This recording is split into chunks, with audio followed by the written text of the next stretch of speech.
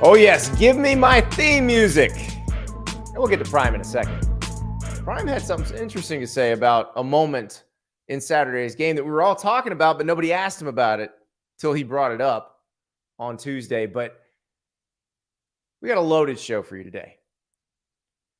We got Joe Alt, star left tackle at Notre Dame, maybe a first-round draft pick next year. He's going against Ohio State this weekend. It's going to be one of the better matchups is Joe against Ohio State's pass rushers.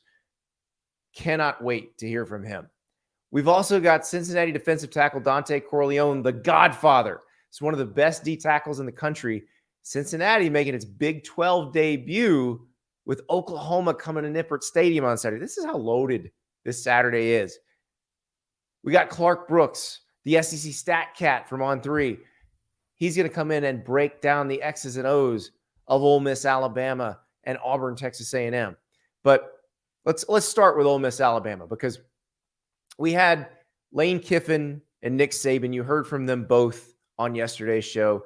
Remember, Lane Kiffin on Sunday said, hey, we watched the TV copy of the Alabama-USF game, and it sure looked like Travaris Robinson was calling the defense instead of Kevin Steele. Travaris Robinson, the corners coach at Alabama, former defensive coordinator at South Carolina. Kevin Steele, the current defensive coordinator at Alabama, former defensive coordinator pretty much everywhere. Miami, Auburn, LSU, Clemson, you name it. The man's worked a lot of places. But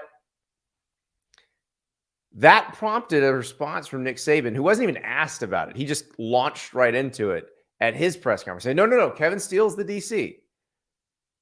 And then Lane Kiffin got the follow-up.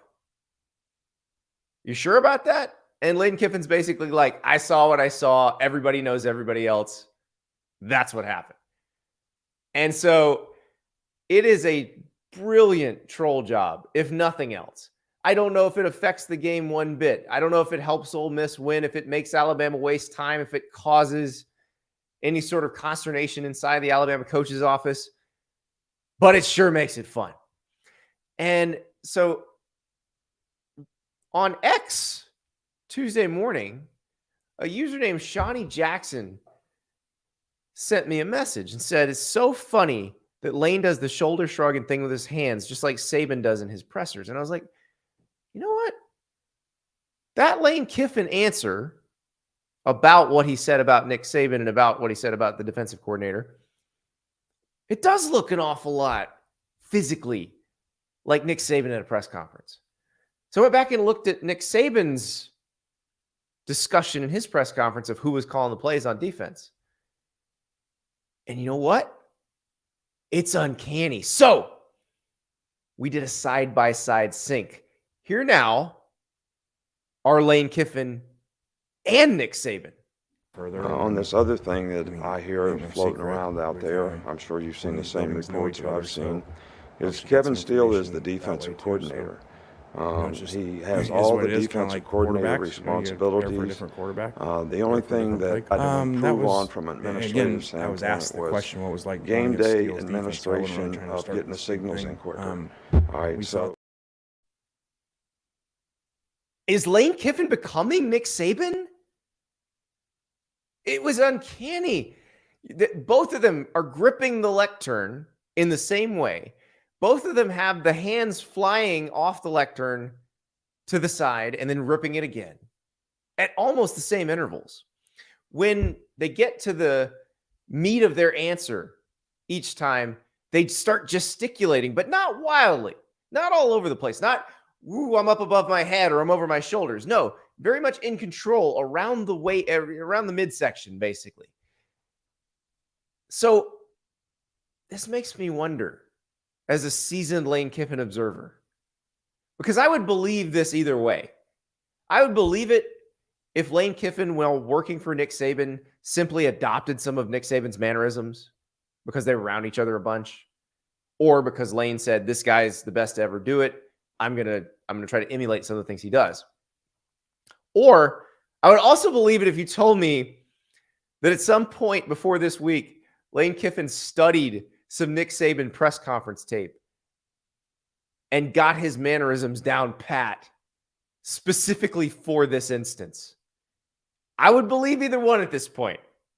But it is amazing, and I'm going to watch it one more time because it's hilarious to watch Nick Saban and Lane Kiffin essentially be the same person. On this other thing that I hear floating around out there, I'm sure you've seen the same reports that I've seen, is Kevin Steele is the defensive coordinator.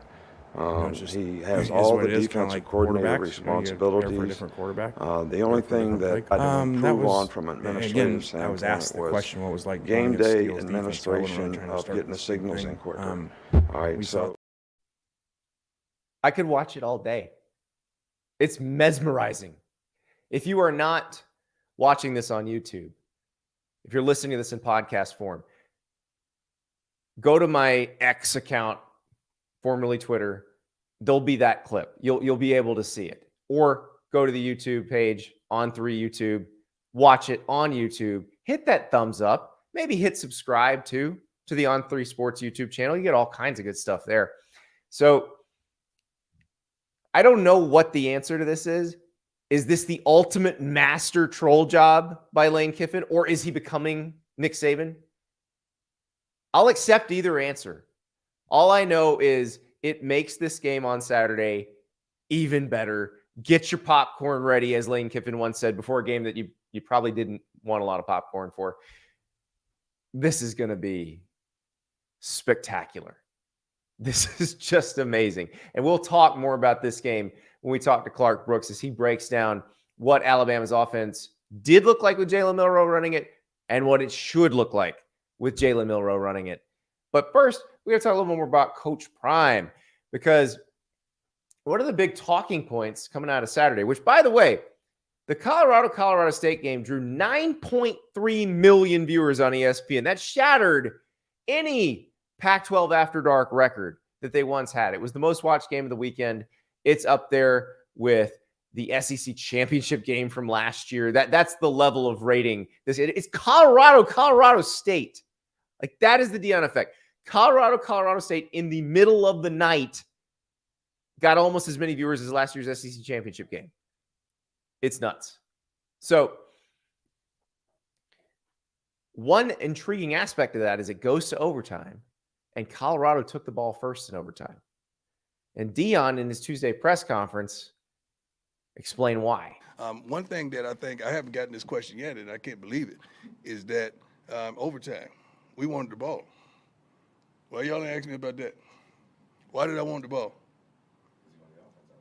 I wanted the offense out there. Why? You go, girl. You go, girl.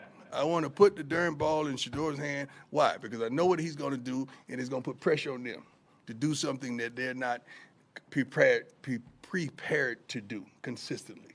That's why. Charlotte say, Daddy, and he called me Dad. I'm like, I'm not your dad.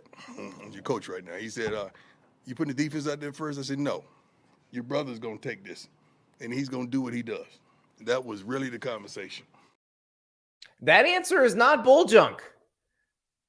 If you watch the 98-yard drive that forced overtime, it makes sense to throw Colorado's offense right back out on the field and force a gassed Colorado State defense to deal with more Deion Sanders.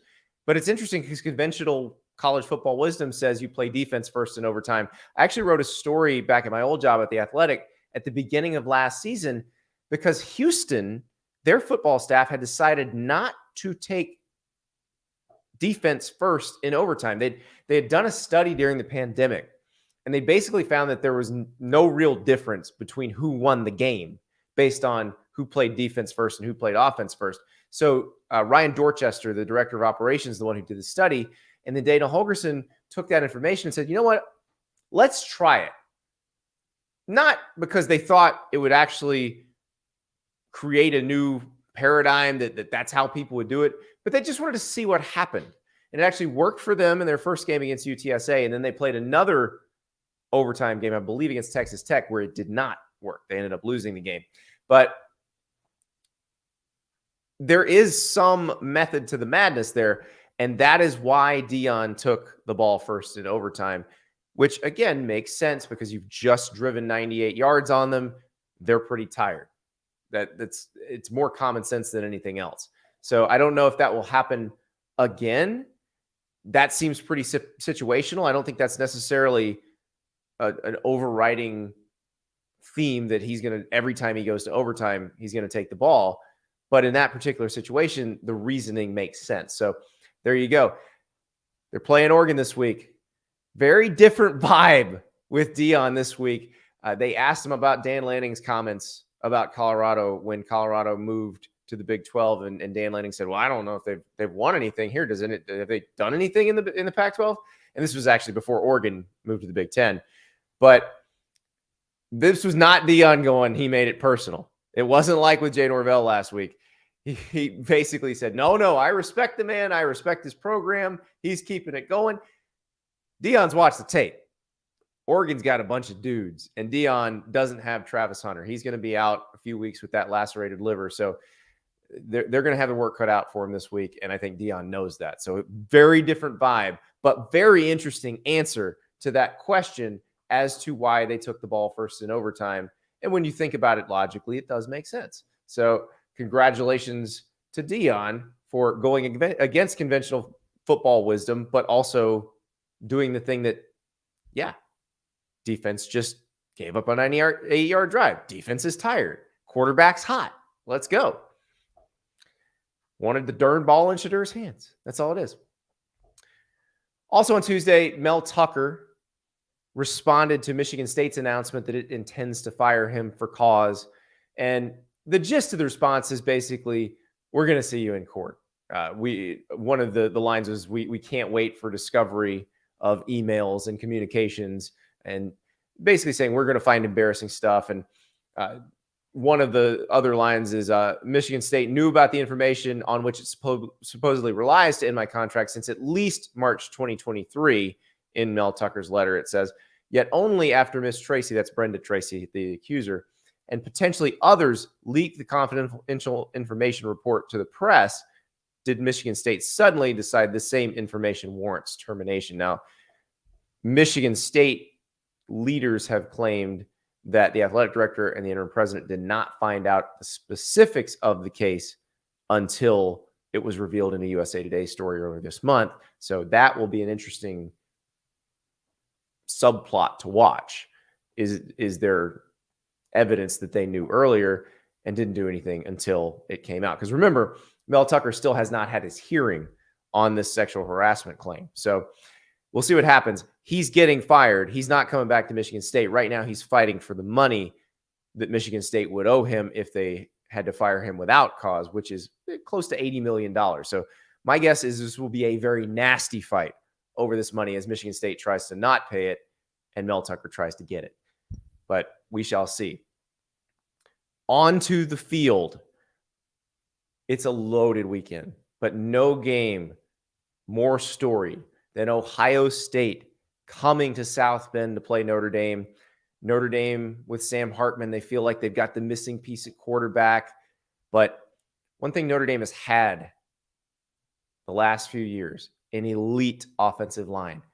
No different this year. And the guy that makes it go is left tackle Joe Alt. He was nice enough to join us ahead of the Ohio State game. Here's Joe. We're joined now by Notre Dame offensive tackle Joe Alt. Little game in South Bend this weekend. Joe, what is campus like right now as we are getting ready, a few days away from maybe the biggest game in college football all season coming to your backyard? Yeah, no, it's definitely interesting. You kind of go out there and you can kind of feel it. Nothing's happening yet, but you can see the preparation beginning, right in front of touchdown Jesus, where it's going to be and what's going to be going on there. So there's a little bit of a kind of I don't know what the word is, but, you can just feel on campus. It's definitely different. Come Thursday, people will start showing up and it'll start getting busy. And then, you're going to class and you're trying not to get distracted, but, you got to stay into it. So after that game Saturday, were you guys like, okay, finally we can talk about Ohio State? Like we can think about this. I mean, obviously, yeah, it's a big game on the schedule, but you never get to focus on one day at a time, one game at a time, focus on your opponent and, taking care of business each and every week, playing to your fullest potential. And that's what's our goal. So yeah, now we're officially on Ohio State week and, it's time to focus on this game. And, just like big focus this week has just been, win today, win one moment at a time. We're going to get to Saturday. And, on Saturday, it's all about reaching our full potential. But right now, let's just stay in the moment, block out the noise and win today. For you, having played them before, do you think back to that game last year? Did you feel like there was anything you could improve on? Show that you're a different guy from the season opener last year. Yeah, no, I definitely, that's one of like the first games I watched on film was my game from last year. And, there's definitely things you look at and you're like, okay, I feel like I'm better at that now, or, I that's not what I want to do. I want to, change this. And that's definitely where I started, with the film, was watching that game. And, I think it's big, now, you're settled into the season now, it's come up on for us game 5 of the season. So there's a little more like, you don't have that first game jitters, you're into the first game. So definitely, started with that game, watching film, seeing things that, I did like that. Maybe that worked, or, maybe I got to change that up. So yeah, definitely started with that and looked back at that game. You've been a starter since your freshman year. If you could go back and give freshman Joe any advice, what would it be right now? Yeah. For me, I think freshman Joe needed a little bit of reminder of just the basics, working on technique. I feel like for me, freshman year was a lot of just trying to survive the best, survive out there and get the job done. But, with that process, you got to work on technique and work on fundamentals and, build on that. So I think, if I could go back with that, it's, start with the little things, start with the footwork, start with the hands, work those things, build those things from the ground up. And that's, very important. So that's probably what I would tell freshman Joe. So this group is interesting because Notre Dame usually has a pretty veteran offensive line. Your center Zeke is older, but the rest of you all came in the same class. Yeah. What is that like? It's definitely interesting. It was funny, as the kind of the depth chart broke down in fall camp, we started to kind of see it take shape. It was like, wow, this is the full my 21 class is all playing. It's obviously a lot of fun. You went through recruitment together, and the guys from prior to coming here, high school guys, you watched them on social media, seeing their plays, just when you come off after a Friday night game. So there's definitely a personal connection there. You have that friendship built in, that's our class, and it's a lot of fun. But then you got, your leader in the middle of Zeke, holding on the fort, veteran. He's, tough as nails, smart guy, and he brings a confidence to the group, start with his communication inside. So it's been a lot of fun so far. Do you guys talk about the Joe Moore Award at all? It seems, I feel like it's the best trophy in sports because it's the only one that requires a forklift. Mm-hmm. But I mean, what would it mean for this unit to be able to do something like that? Yeah, I mean, it'd be an absolute honor. That's, at the end of the day, we obviously, that's our goal, but you can't really look at, big time things. You can't look at big time goals. You got to focus on, how do we, if we want to achieve that, what do we got to do today? What do we got to work on today? So I think, yeah, that's obviously a huge honor, but, we got to focus on the here and now and take it one day at a time and just get a little bit better each and every day and improve on some things that, maybe we're not the strongest in, or we want to improve on, or just as a group or personal, you take it, break it down, one guy at a time. You take one thing. We do this every week. One thing in the run, one thing in the past you want to improve on. And if every guy does that, you're just getting a little bit better. And if each person's getting a little bit better, the whole line's getting a little better. And that, transfers to the offense. The offense is getting better. And then, the whole team's getting better because we bring momentum from the offensive side of the ball. So that's been our big focus. So, yeah, it's obviously definitely a goal, but we try to stay in the moment. That's interesting. So like each week, do you write that down to say, I want to do this better in the pass game and this better in the run game, and then each of you guys focuses on that? Wow, yeah, that's smart. Yeah, in our line room, we have our whiteboard, the front whiteboard. Each and every week, we erase it, and it could be the same thing from last week if you had something you still want to work on, but we all write it down. One thing in the pass, one thing in the run, that's what we want to improve on. So it's weekly.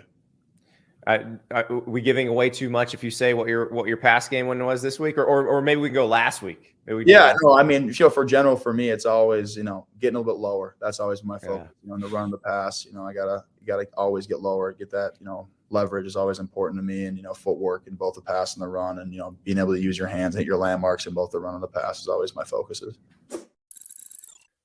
We'll be back with more from Notre Dame offensive tackle Joe Alt, but first I want to tell you about Game Time. Do you want to see Joe and the Fighting Irish play against Ohio State? I know what you're thinking. That game has been sold out forever. But there is a place you can get tickets. It's Game Time. You can get tickets in the most stress-free environment possible. You type in Notre Dame football. You click on it.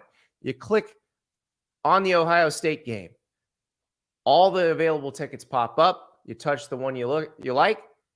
All of a sudden, you see the view you'd get at Notre Dame Stadium.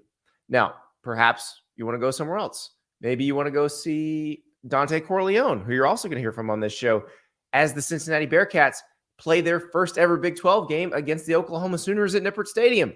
Well, type in Cincinnati football, one click, find the event, find your ticket. And as you can see, when you're looking at those seats, No bad seats in Nippert Stadium. So use the code STAPLES to get $20 off your first purchase. You go to gametime.co, download that app, code STAPLES, $20 off your first purchase. It's so easy. When you got that ticket pulled up, you're about 2 clicks away from being done. And oh, by the way, you want to transfer a ticket to a friend on game day, you can text it right from the app. Game Time is the easiest way to get last-minute tickets. Download the app, use the code STAPLES for $20 off your first purchase. Game Time is the way to go for last-minute tickets. So, new quarterback this season in Sam Hartman. How quickly did he assimilate to this team's culture? Yeah, it was quick. It was kind of, when we heard he was coming in, you're always kind of like, oh, new guy in the locker room, it's going to be different. But it was immediate. He stepped in and he just felt connected to the guy. You felt, a relationship, begin and grow, and you knew that it was going to grow. And, now, you get to play with him and, still same guy in the locker room, still your buddy, your brother in the locker room, but then on the field, he's such a confident person, because he puts the work in, because he studies, the film so much and prepares and mentally prepares. And then there's just a confidence out there with him. And it's been a lot of fun. And that friendship and that relationship has grown, literally from day one. It's been great. I just remember when your offensive coordinator, Tommy Rees, left for Alabama, Sam puts out an Instagram video and it's just him doing trap bar deadlifts, which feels like he's talking more to you guys than he is to us. Mm-hmm. Yeah, no, for sure. It's all about going to work. And, I think that's what we try to do is, stay in the present. And, every week, every day, it's staying in the moment, staying in now. How am I going to, capture this opportunity, capture this moment, get better at something I'm going to do. If that's in the classroom, going to school in the morning, if it's here in the film room, watching film, if it's in meetings, learning the offensive game plan, or if it's on the field, how am I going to win the moment? How am I going to focus on the here and now? And just try to get a little better every day. And those are going to grow on top of each other. So every offensive lineman we have on, we ask the same question. So I will hit you with this. We're keeping a chart somewhere in the office. Perfect steak. How's it cooked? Which cut? Ooh. I'm a porterhouse guy because very nice. I like a big piece of meat. I like it, a little fatty. I like the flavor. For me, it's a between a medium rare and a medium. I'm not a full medium rare because I like it to be warm, but I also don't want any gray or brown in it. I want it to be pink throughout, but I don't want it to be too under because then it kind of scares me a little bit. So that's my go-to. I love it because everybody has a very specific one of the Florida State offensive line was like medium rare plus, and I was like, I don't even know what that is. Yeah. I would be nervous ordering that because I wouldn't know how to say it. But the way you described it, you could tell that to the server. Yeah. And you will get your steak cooked perfectly. Right. Exactly. I just, I don't want it to be cold. That always scares me. I don't want it to be cold or, I want it cooked a little bit. You got to have it a little bit. I want to save the flavor. I want it right in the middle. I don't want it to be cold and I want to have the flavor there too. So you're from Minnesota. So I got to ask this. Juicy Lucy's, is that for tourists or do you guys actually eat those too? I mean, we do, but it's more of a tourist thing. It's something you hit for me, it was my first grade birthday. So I was like, all right, we're going there for tonight. We're going to find somewhere with the Juicy Lucy's and we're going to go there for dinner. And that was kind of the thing. But, it's not a regular thing. It's a lot. It's a lot of food. It's a lot of hot cheese. So stay away from it. But, it's definitely more of a tourist thing. But you got to have one once in a while when you're home. Yeah, the exploding cheese because it's a great concept. Yeah. But then you bite in, and if you bite in too early, you burn your mouth. Yeah, it's a guaranteed mouth burn. So you got to be careful when you're doing that. But no. I can remember my first grade one. I sat down, I ate it, started the first bite. My mouth was ruined for the next week because that cheese it is hot. So you got to be careful, no doubt. Happy 6th birthday, Joe. Exactly. So, all right, we got it. And I know you've talked a lot about this, but I watched that food tour. I used to do a lot of food reviews on the internet and writing food reviews.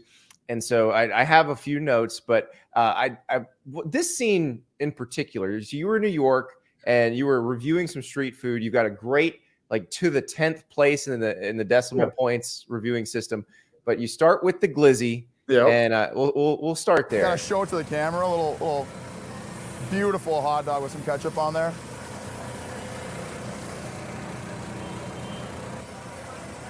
Perfect amount of ketchup. I love hot dogs. We're starting off hot with a little 7-3 on the hot dog. It's pretty darn good. So that's a message to any defensive lineman you might have to block that says I'm a psychopath, right? just ketchup on my hot dog. No, there's a reason for that. See, I'm always like big thing for me. I'm always eating hot dogs when I'm golfing. So I always get one brat and one hot dog, and the brat is strictly mustard and the hot dog is strictly ketchup. That's just how I do it. You can call me a psychopath, but that's how I do it. So that's why you saw that.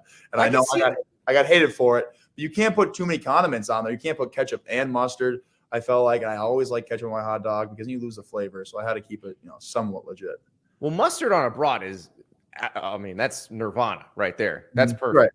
Right. But it's interesting because if you got one packet of each, that way you got ketchup on your hot dog and mustard on your brat, and you're good. So that is the golf. Is that a like at the turn kind of thing, or is that the turn? A little Gatorade, a little hot dog, and a brat. That's your go-to in the turn. Refueler for the second 9, and going into it ready to go. I think you know where I'm going next, so we're gonna watch this one. This is a bacon, egg, and cheese bagel, not bagel, bagel. Whew. I honestly don't know what's better, the bacon and the egg or this chocolate chip bagel. Oh my goodness. Look at that. Look at the chocolate chip in there. Adds a little sweetness to this. Ooh. Best thing I've had yet. Getting a big score from me. Gonna be an 8.2. Really, really solid. Great item. I had to come back on here and be truthful with you guys. After further review, it was not a chocolate chip bagel. It was a raisin bagel, but it was still great. And I think it was cranberry to be exact. It was great. I strongly suggest getting the cranberry bagel next time. So first it was chocolate chip, then it was raisin, and then we land on cranberry ultimately. Yeah, it was bad. It was a bad performance by me. I got one excuse. I think I got a little hot out there. It was pretty warm in New York City that day. It looked like it. I'm sweating, I'm eating food, and I got something sweet in my mouth right away. I was like, that's sweet. And I was looking at it before and it looked like brown. I was like, oh, must be chocolate chip. And then, after I'd taken a couple more bites, I was like, that's not a chocolate chip. So I know it was bad, but it had to be done. I had to come back on and be truthful. Are you a sweet, savory person? I wouldn't say I'm like sweet over salty. I do like sweet, but it's not, for me, it's not like there's one over the other. So have you had, like, there's a place in Tampa, Florida called Dat's, and they do a burger where the bun, each side of the bun is a donut. And is that too much right there? Yeah, that's not going to be for me. See, I like to keep it like it's either a sweet or it's not. So like for me, if I'm getting a burger, it's if you're gonna put anything on it, it's me bacon because you just want to make it more hearty. That's for me. Like I wouldn't want the donut on there. No, that's not for me. Well, you're gonna eventually have your own Food Network show, I can tell. But it's interesting because you were dealing with some of the stuff I had to do. Like I was writing these food reviews, and my bosses at the time were like, "Could you put some of these on video?" I was like, "Sure." Yeah. And so you start filming it, and you realize people are watching me chew now. And then as I talk, food is projectile toward the camera. Yeah, and it's hot, and you're trying to eat it, and you're like, it's burning my mouth, but I got to get it down, so I have to chew the whole time. Yeah, it was not. I didn't expect that going into it. It wasn't like, oh, I'm gonna have to like chew on camera. But you work through it. It's not fun, but you got it done. The whole new respect for Guy Fieri, right? Oh, 100%, huge respect. Yeah, that's why he does the. Exactly. Yep. It just gives you a little time. It gives you a little time to chew. It gives you a little time to think. It's a little. What's that word? A little filibuster. It gives you a little break in there. You can eat it, you can think about it, you can chew it, and then you can go back to how you feel about it.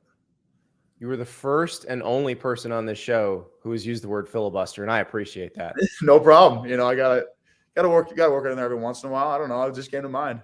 This is why we bring offensive linemen on this show. Because we get multi-syllabic responses, and I love it. Yep. Joe, thank you so much, and good luck against the Buckeyes. Thank you. Appreciate it. That's Joe Alt, and what a game this weekend. It's going to be so much fun watching him against JT Tuimoloau and Ohio State's other edge rushers.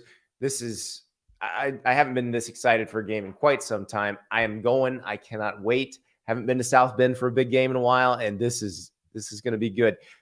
Might have to get Joe's advice on where to dine in South Bend. Everybody knows about CJ's Pub. I'm a Golden Domer. That's the burger I usually get there. But let me see if there's anything new. Although I don't know how much I trust him after the only ketchup on the hot dog thing. I'm still processing that right now. But before we go to our next interview, some bad, sad news out of Hanover, New Hampshire. Buddy Tevens, the Dartmouth coach, has passed away. And those who don't know, Buddy Tevens was struck by a pickup truck while riding his bicycle in Florida earlier this year. He had to have a leg amputated. There were spinal injuries, and he has passed away now. And it is so sad because Coach Tevens was just an incredibly cool guy. I got to know him a little bit when he was an assistant at Florida under Steve Spurrier, and just so smart. And at Dartmouth, which was his alma mater, he was a quarterback there. He did so much to try to help make the game safer. They pioneered those tackling dummy robots and just all kinds of stuff. He was just trying to make sure that the game would endure and that it could be played safely. And just so sad that this happened the way it happened, and just a life cut short. I will say, I do know that Buddy Tevens was a giant parrot head. So Buddy Tevens, Mike Leach, two giant parrot head coaches hanging with Jimmy Buffett up there in the great beyond. Rest in peace, and thoughts to his family, because that is incredibly sad, and it sucks that this had to happen. And but your heart goes out to the folks in the Dartmouth community, and hopefully Sammy McCorkle, their coach, can get everybody together. They're going to play against Lehigh this weekend, and good luck to the Big Green. So moving on to another big game this weekend. Cincinnati plays its first Big 12 game. You saw Houston. They made their Big 12 debut with TCU coming in. It did not go that well for Houston. Cincinnati coming off an upset loss to Miami of Ohio. But perhaps it was a look-ahead situation because they've got Oklahoma coming in. This will be the only time they'll play Oklahoma as a conference opponent, we think, barring further realignment. But we think this will be the only time they play Oklahoma as a conference opponent, because Oklahoma is obviously headed to the SEC. But it's going to be big at Nippert. Big noon Saturday. The Fox crew is going to be there. If you've never been to Nippert Stadium, it's one of the coolest places in college football. I'm so glad that the wider college football world is going to get to see that at noon on Saturday as Oklahoma rolls in there. But Oklahoma is going to have to deal with a gentleman named Dontay Corleone. His nickname is the Godfather. He is a 318-pound defensive tackle, one of the best in the country. And he came on to talk about the Big 12 debut for the Bearcats. We are joined now by the Godfather, Cincinnati's Dontay Corleone. And Dontay, you got a huge game this week. The first Big 12 game for the Bearcats. Oklahoma's coming to Nippert Stadium. You are Mr. Cincinnati. So I do want to know, for the Oklahoma fans that are coming into town, what should they expect from the city of Cincinnati and from Nippert Stadium?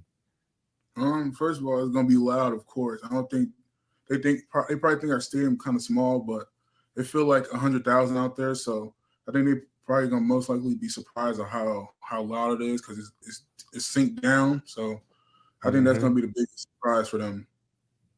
It is. It's a cool stadium because it is dug down into the ground like that. When you were younger and getting recruited and going to games, did you realize it was going to be that loud before you went there, or what was the first time that noise really hits you? I think it was UCLA. And then when I first got there, I heard it outside, just walking in. I'm like, yeah, this is very different than I expected. So since then, I'm like, yeah, this is a very different stadium. So you grew up in Cincinnati. It's very special to you to be there. I'm sure there were plenty of people who reached out to you before this season and said, hey, Dontay, come play for us. What kept you in Cincinnati? This loyalty, they gave me an opportunity to play here early in my high school recruiting. So I was like, I just got to return the favor. Then also I trust into John Cunningham, our athletic director. I believed in him. Then he hired Coach Satt. And then I met with Coach Satt, and he laid down the foundation. Then I listened to him. And then he did just that. He got a great coaching staff in. Coach Brown, our D coordinator, a great guy. He teach me more outside of football than football, but he also flexible for us as a defense. If we want to tweak something on what our assignment is, he'll listen, and then he'll go from there. So I feel like Coach Satt, I want to give credit to Coach Satt for bringing a great coaching staff in, like from the running back coach, like everyone. Like I'm close to every position coach, and it's just fun to show up to work every day. That type of vibe for me. When you got to Cincinnati, they had a really veteran defensive line. Yes, sir. How much did you learn from that group now that you're the old guy? I learned everything, and it's not even the defense in the whole. It was like AP who played for the coach. You know, he was just telling me little things like when he was not getting the ball, like don't be selfish, just keep playing your role, and then you eventually get what you want. So I was like all them things, and then Des, like the whole team was just a great leadership for me, like just build me up so when my time come, I can make a great example for everybody behind me.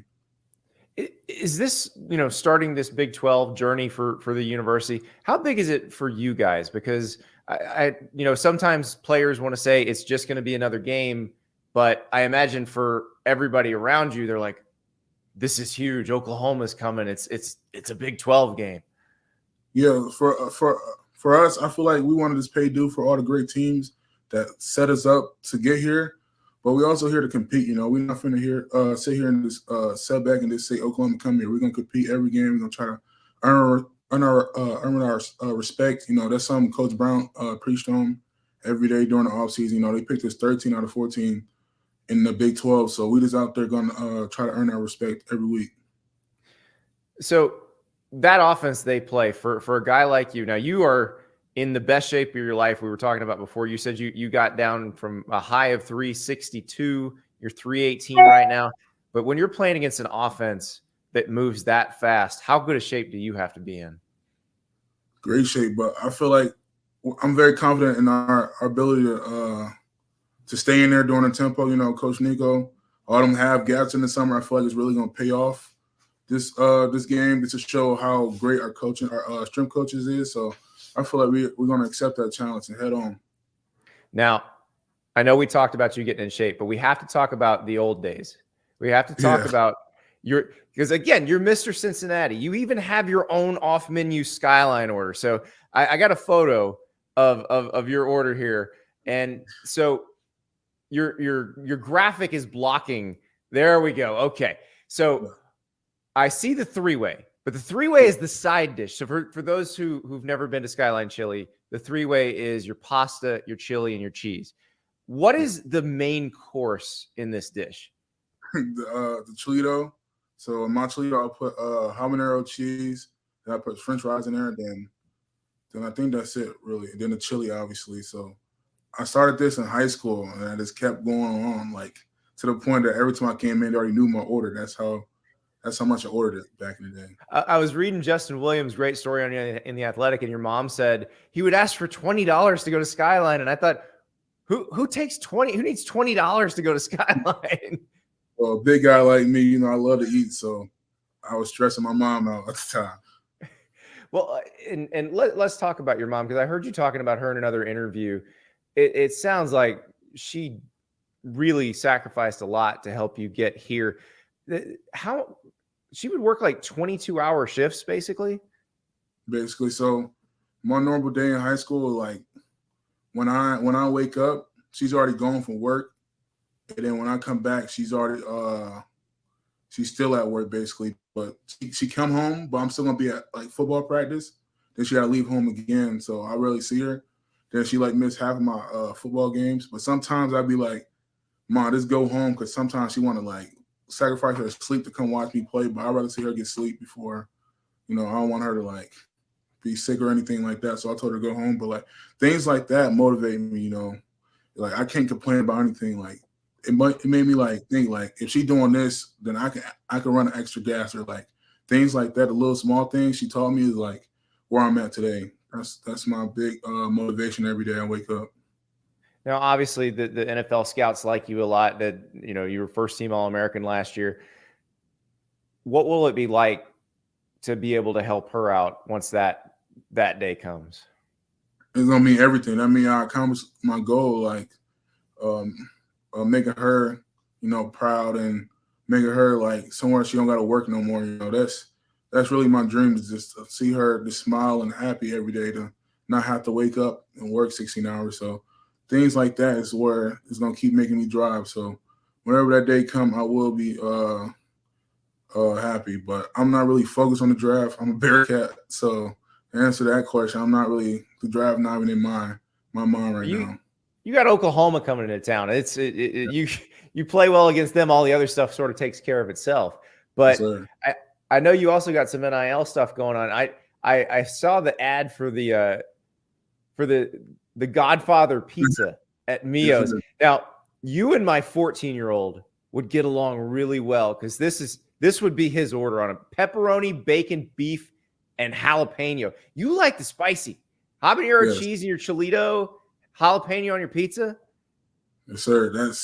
It's unique too. I don't think a lot of people ever order this, but it's something different. It's good. I've been ordering this for like 2 years in a row, like the straight same topping. So it's just something I like to eat on my pizza.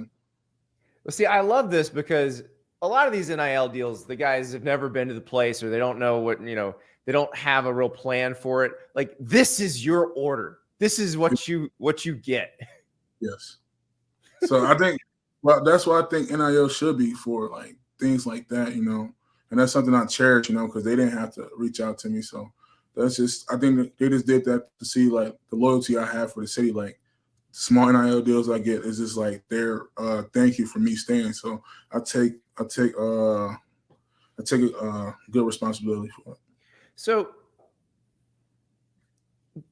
when did all this stuff start? Like the NIL stuff, the NFL stuff, when did that start to really pile up? Was that early? Did it take a little while to get rolling? I don't even know because I don't really look into it. So yeah. I couldn't answer that question because I'm not really like looking for that right now. How do you stay focused? How do you keep, because that's the thing that could distract anybody. Yeah. I made a tweet a couple months ago about agents reaching out to me. Like I told them like to really like leave me alone, sort of, because I got to focus on this year. It's a big year for me. So the last thing I'm worried about is the agent. So but I told him like, if you keep texting, I'm gonna block you. That's the type of thing I'm on, because I'm really locked in the year. So that's a good way to thin the crowd out for when you actually have to make that decision. So how much are you enjoying this? Because it sounds like you are laser focused on this season. Are you trying to kind of cherish each moment? Yeah, especially because this game is a brutal game. You're not going to be out there every week. Injuries pile up. But for me, I'm a Cincinnati guy. Like, it's not a lot of people would say that and play for their own city and actually just stay there and stay loyal to their program no matter what. So I just take that, and I'm excited to show up to work every day. So, all right, tell me, what does Cincinnati mean to you? Like when you talk about the city, what does it mean? I just feel like it's the same. Like it's like a second family to me. They, it's hardworking people. People that came from the bottom like myself. Had probably hard times when they was growing up, but they worked for everything they got. They were very loyal. They're gonna support you no matter what, win, lose, or draw. Like they're always gonna be there for you. So I just feel like there's people they're just loyal like me. So I just feel like we got a lot of stuff in common, and it's something different. I feel like a lot of people probably overlook Cincinnati all the time, but if you come here, it's a beautiful city. So I feel like a lot of people should visit here. It is. That's what the first time you drive in and you see the bluffs and the Bengals Stadium up there, and then the area where UC is awesome. That's one of those things that I wonder, like when you host recruits from out of town, are they surprised at how cool that environment is? Well, I don't host nobody. No, but you're the billboard, man. You're Mr. Cincinnati. For me, I'm gonna come in like to do the Q&A. Like we did like a little Q&A, and they asked us questions. We did stuff like that, but I don't host no recruit. There's no offense, but I just don't do it. But if they need me, far as like reaching out to a player or anything else, they know I got their back. Like Jack and them doing a great job in recruiting, since they got here and then I love them all. So if anything they need, I always got them. See, I like the honesty. I like the brutal honesty. How does that work in your daily life? Because you're just like, nope, I'm focused on this. Leave me alone, agents. I'm not hosting recruits. Like this is how things are going to be. Yes, because this is how I've always been. I was always a quiet guy, always to myself outside of football, you know. And Coach Nico and them got me more vocal this year. I give my hats out to them, Coach Brown and Coach Sadigan. You know, they challenged me to be a leader this year. You know, I was always a guy that I will lead, but like I will lead in the back, sort of like if somebody mess up, I will go to them and then explain it. But now I'm being more outside of my shell, just talking in general, calling people out.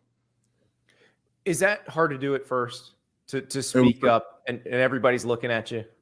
Yeah, it was like it's probably the hardest thing I ever did. And then Coach Nigo actually like opened my eye. He was like, "You put so much extra work in after practice. Like they see that and they respect how hard you work, so they're gonna listen." So when I heard that, it just opened my eyes. Like, yeah, they have to listen because I'm leading by example, you know. So when he told me that, it's like it got more easier to me. Well, and I was thinking about what you said earlier about your mom being the example for you. And now you're an example for other people. Like, how much duty do you feel to those young teammates to show them how it's supposed to look and how you're supposed to work? I feel like it's everything to me because I don't want them to go down the wrong path or see somebody leading by the wrong example. And I want them to be like in a better position than I am right now. So I just want them to be. So when they start playing, I don't want them to be selfish. I just want them to be a team player like I am. Just put the team first. Nobody bigger than the team. So I try to put that into the youth head. So hopefully they listen. So when I leave, hopefully one day they can just keep the train going.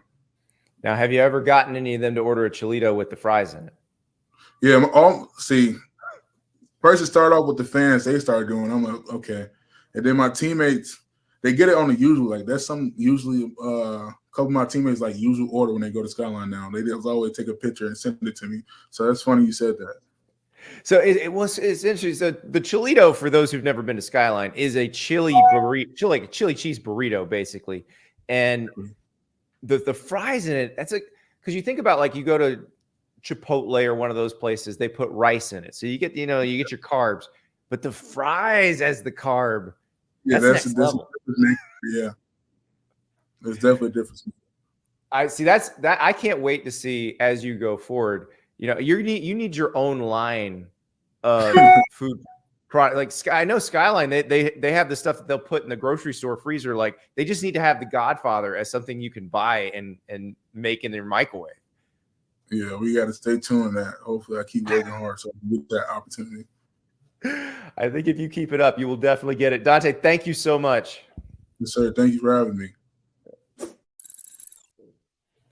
The Godfather is a fun one. I cannot wait to see him against Oklahoma.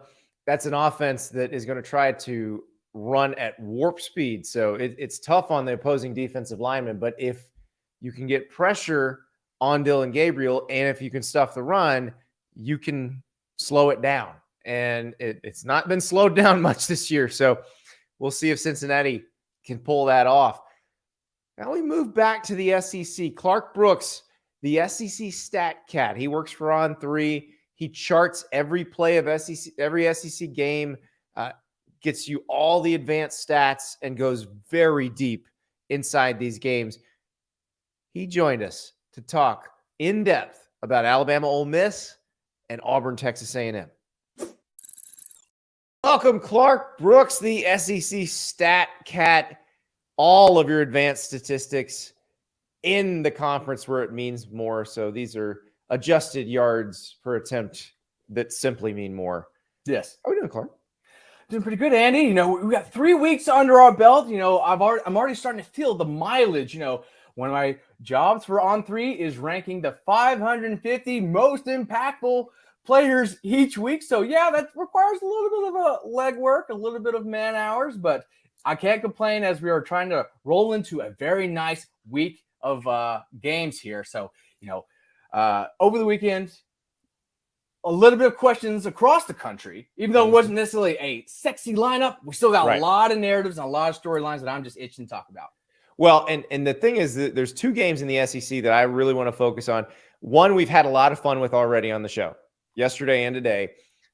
Alabama, Ole Miss. You've got Lane Kiffin clearly trolling Nick Saban with, hey, that looks like T-Rob's defense.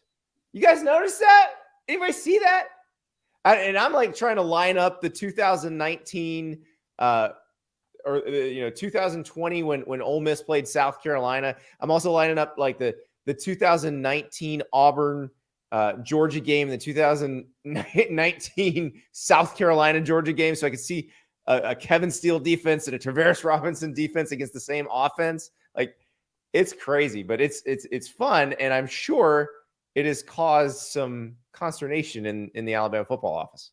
I think so too. I mean, outside looking in, it doesn't look like things are really running at 100% efficiency down there in Tuscaloosa. Of course, over the weekend, really sloppy, rocky, 17-3 road win against USF. Of course, their quarterback won.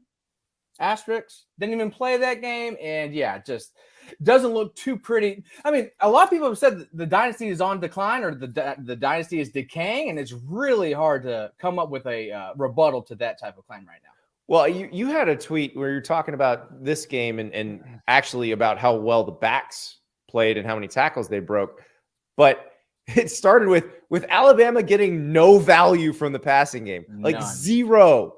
No, like it's kind of a common theme. If you're a bigger, stronger team, you're playing a lower level opponent, you tend to run a little bit more multi-tight end sets. You tend to run a little bit more gap schemes because why? You're bigger than them. It's a physical game. You're trying to push them back. Well, I don't know if it was because out of preference or just because out of necessity that Alabama turned to running 12 personnel duo after halftime. So they ran that play 14 times. 12 came with 2 tight ends and 11 came after halftime. If that wasn't any bit of an evidence that they didn't trust whomever was back there at quarterback and that nothing really was working except for just getting north and south and running between or running behind a double team at the point of attack. Yeah. So for those who don't know, duo is you run it to the tight end side and you basically have the offensive lineman combining on double team blocks where somebody will then, shed off to the backer. But it starts with a series of double team blocks, which again, like you said, yes, if you're the bigger, stronger attack, team, you're not trying to go to the next level, take care of what's there. And if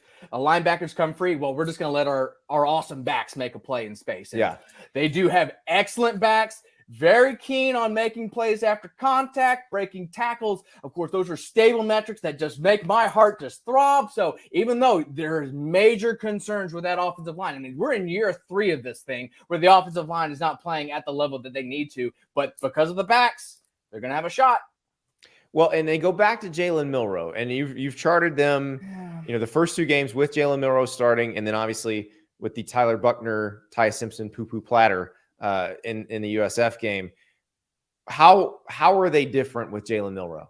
Well, honestly, they weren't really letting him decipher things quickly. They were leaning into the potency, the big play aspect that he definitely does provide. So that's a lot more max protection, shot plays, longer developing concepts as opposed to shoot RPOs like they did this past game, things in the flat like they did this past game, getting the ball out quick, getting your passer on the move, moving the target for the defense to hone in on. So yeah, they weren't really, I would say, setting him up for the best success, but they still at the same time were providing him plenty of opportunities to make big plays. Problem is, if you're only having a 30 or so passing success rate and your explosive pass rate is still hovering above the above average range like he was, and within the conference quarterback play, it's not necessarily one of the stronger years. So through the first 2 weeks, he did pop. He did finish among one of the better quarterbacks in that regard, but still the inability to erase negative plays is just so apparent. So Alabama has to work on ways to get the ball out of his hands quicker and to speed up his processing time, because you can't be, to use Nick Saban's metaphor, baking a cake for that long and expect that many great returns. Well, and it's interesting because what you mentioned about what they used with Tyler Buckner and Ty Simpson, the RPO stuff, the moving the pocket, like with RPOs, you have to account for Jalen Milroe as a runner. Yes. Which makes the defense have to think about that, which I would think that's a pretty serious thing. If you were a defensive coordinator, if you're Pete Golding, game planning for Alabama this week, if you're worried about Jalen Milroe as a runner, that's a big concern. Usually, yeah. Like, so in the read option game, one high versus two high. If you run two high coverages, usually you're going to have a lighter box count, and most teams just say green light, hand that sucker off. But when you have Jalen Milroe and you have the ability to attack not only one side of the formation, but two with his legs, it just really does behoove them. But at the same time, it does go back a little bit to the schematics, to where over the last couple of years, gap schemes where they pull people just have not been as effective, which means they basically have to rely on zone blocking schemes to get the job done. And, looking at a fan perspective, not too many fans jump up and down when you just want to hone in on running the ball up the middle. You want to see a little bit more splash plays towards the perimeter. You want to see a puller knock someone on their ass and really get the momentum and the juices flowing. Well, that just hasn't been the case. No matter what they've tried on early downs the last 3 years, they've been a below average SEC offense. They've been below average at providing rush yards before contact. So yes, while Milroe should be able to provide a lot more stress, if that primary run threat itself cannot get going and Jalen Milroe is going to have to be Superman and beat teams by himself, again, that itself is not a great recipe for success. So, go ahead, yes. I was going to say, and his best attribute as a passer is the deep ball. Yes. Which this doesn't lend itself to that. But playing off play action does. Longer to set up. Again, it's also relying on the offensive line to hold up and do their jobs. How many times have you heard a coach say that? Just do your job. So, yeah, I mean, there's a lot of questions. We still don't really feel great about what Milroe is in terms of like a top 5 passer within the conference, because that's the goal. If Alabama wants to represent the West and sneak into this playoff, they definitely still can. But stock is just not trending the right way because the most important position is just a quandary right now. Well, Ole Miss is still going to have to be able to score on these guys. What are they going to be able to do against Alabama's defense? So pace and space, that's been the Lane Kiffin approach for many, many years, but they haven't been themselves the best in the trenches. Quinshon Junkins, who was my running back 2 in our impact ratings ahead of the season, definitely not being that impactful the first 3 weeks of the season here. So if he cannot find some wins, and again, it's Jackson Dart having to be the primary driver of this offense, I don't feel as good as Ole Miss, despite their tendency to be explosive. They've been one of the most explosive offenses in the country to start the season. Jackson Dart, in terms of yards per attempt, he's near 12 yards per passing attempt. So yes, they are definitely moving the ball fairly effectively through the air, but their style of play, I kind of hinted at it earlier with Milroe needing play action. Well, when we're looking at the super spread scheme, no quarterback over the last 3 years have had a lower true drop back percentage. So that is excluding screens, RPOs, Utah tap passes, and true play actions than the super spread quarterback. So that's like Hendon Hooker, Jackson Dart, KJ Jefferson, those types of quarterbacks. So that should just tell you how the scheme itself doesn't want to put that quarterback behind the gun too often and wants to keep the target moving, wants to keep going fast, provide a lot of different keys that might look like something else, and then counterpunch you when you're not expecting it. What do you think happens in this game? Whose offense do you think works better against the defense which whoever's calling the defense? Well, whatever Lane Kiffin thinks, whoever's calling it, whose offense works better? I think Ole Miss's works better because, look, they returned a lot of returning pieces. We know they knew their strengths and weaknesses from their backfield, and that cannot be overlooked at the early part in the season. They didn't have to basically reinvent themselves. They didn't have to have a new voice in the room. They didn't have to try and, put duct tape on a broken system. Well, Lane Kiffin's offense the last couple of years, they've been preeminent in bash counters, bash zones. So bash looks are where the quarterback and the running back flip responsibilities in the run assignment. So normally the running back is following the blockers and the quarterback will potentially hit the edge on a keep. Well, that's swapped on bash design. So not only do you have Jackson Dart potentially being a ball carrier behind 2 pullers, but you also have a speedy back who could potentially get an explosive attacking a flat-footed edge. So that meshed in with what they do with their normal flood concept. So again, you got to imagine they're running this at lightning speed. A lot of stuff looks a lot alike. So when you're running something like cross, which is a weak side flood, You're sending your guys over here as opposed to trying to overload the strong side like you'll see on sale.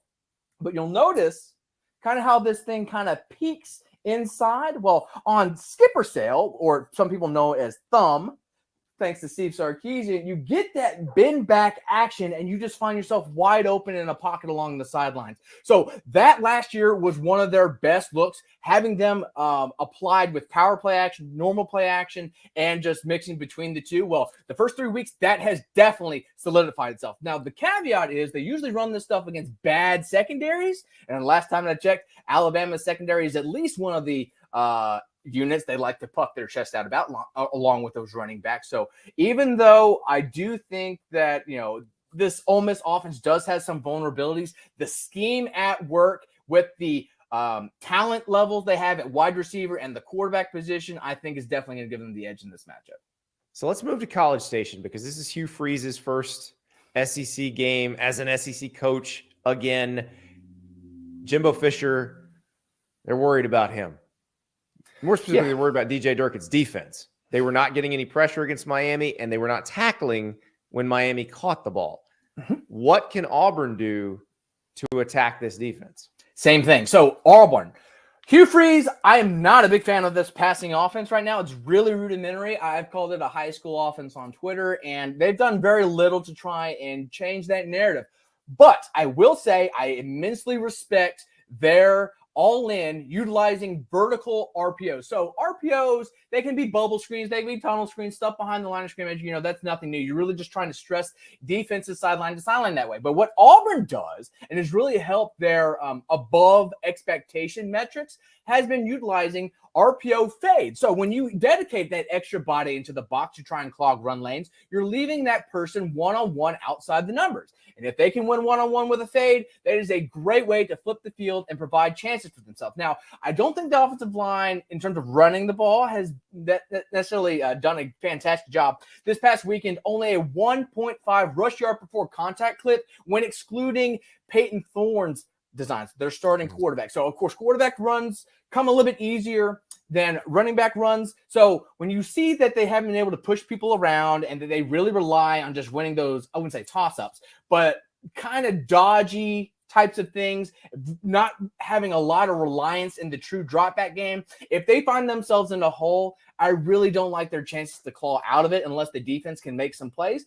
And a lot of that is because of how Connor Wegman has performed under pressure. Now, I'm not the biggest fan of his arm talent, but that's only one aspect to quarterback play. A lot of it's cerebral, what's going on between the ears, being able to diagnose things, get people lined up, knowing who's open and being able to decipher ball placement. So yes, while his down-to-down premium accuracy is not sharp, he throws a very catchable ball. He gives his immensely talented wide receivers chances to make plays, whether it is the 6'6" Noah Thomas, whether it is the soon-to-be impact 5-star Evan Stewart, whether it be Aniyah Smith, the jack of all trade guys, if he's lining up in the backfield in the slot, just finding matchup opportunities. He knows he's been very well coached this offseason, knowing where to look. And even though, yes, he's been pressured, he's been beating the crap, but look, he's still back there, and he has not been broken yet. And last time I checked, I think he set a completion percentage record for Texas A&M over the weekend. So they might have beaten up on bad defenses at home, and Auburn's definitely going to be a tick up in the degree of difficulty department, just because of how he has been a fantastic decision maker and not really throwing the ball into harm's way. Because I'd like to mention, one of his 2 interceptions against Miami was because one of his guys just fell down on an open cross. Totally not on him. He's definitely impressed me with how he's been able to match a fantastic result. Even if I am a little bit wary on his process, he still isn't throwing interceptables, and he's still giving his guys great opportunities to make plays. Yeah, it's amazing how it's flipped, because last year it was they just got to fix the offense. If they can just fix the offense. Now it's they got to fix the defense. And to your point, if they can pressure Peyton Thorne, they're going to win this game. Auburn cannot play behind the chains. Yeah, they're not built for that right now. And again, with so over the weekend, 50% of their yards came off a form of an RPO. Again, that usually works when the game is tight, when you have a lead, when you can keep defense stressing. But when you're losing and you become a little bit more narrow in your approach, that goes out the window completely. So we have not seen this year Auburn having to effectively move the ball without RPO. So if they find themselves in a hole or in a true passing down situation, it should be a good advantageous makeup for Durkin and them boys to get back on track. But Shamar Turner, love what he's being able to do at edge, but the secondary hasn't been as strong as you would like. Of course, Josh DeBerry come from Boston College, a few other transfers, so there was a little bit more wait and see what they would bring to the table. But this is going to be a fantastic matchup for them because last time I checked, Auburn, they don't really have game breakers at wide receiver either. No, but that's the thing. If it works for Auburn, that's when things get real bad in College Station. So we will see what happens. This is one of those kind of, it's not a loser leaves town because Hugh's in his first year. He's just trying to get everything going. And that's where Hugh can be dangerous. That's where Hugh's very dangerous. So nothing to lose. Yeah. Might as well come out swinging. I cannot wait to watch these games. Clark, thank you so much. That's Clark Brooks, SEC Stat Cat, going deep into the Alabama and Auburn games. That Auburn-Texas A&M game, that's how loaded this weekend is that game would get a lot more hype, a lot more pub if you didn't have Notre Dame and Ohio State, Colorado and Oregon, Alabama and Ole Miss. But it's one of those that I think if Auburn wins it, we're going to be talking a lot about the situation in College Station on Sunday, or we talk about how things in College Station are calming down. If Texas A&M comes out, gets pressure, tackles well, they need a win in the SEC that looks easy. It's weird that the last one they had was the LSU game at the end of last season, but none of the other ones did. So Texas A&M under pressure this weekend. As Clark said, Auburn has nothing to lose, but it is going to be an incredible weekend. We got the pick show tomorrow. Casey Smith from Barstool Sports will join us as our guest picker. I will try not to get everything wrong, but hey, I make no promises. Although it's very hard to get everything wrong. I really, with that graphic, could have flipped a coin and would have gotten more right than I did. It's shocking how bad I was last weekend. I don't think I will be that bad again this weekend, but who knows? Now it's time for our extra point. You know what it's going to be? It's going to be Lane Kiffin and Nick Saban side by side one more time. I cannot stop watching. On this other thing that I hear floating around out there, I'm sure you've seen the same reports that I've seen, is Kevin Steele is the defensive coordinator. He has all the defensive coordinator responsibilities. The only thing that I didn't improve on from an administrative standpoint was game day administration of getting the signals in quicker. All right, so game's going to be a banger. Can't wait. We'll talk to you tomorrow.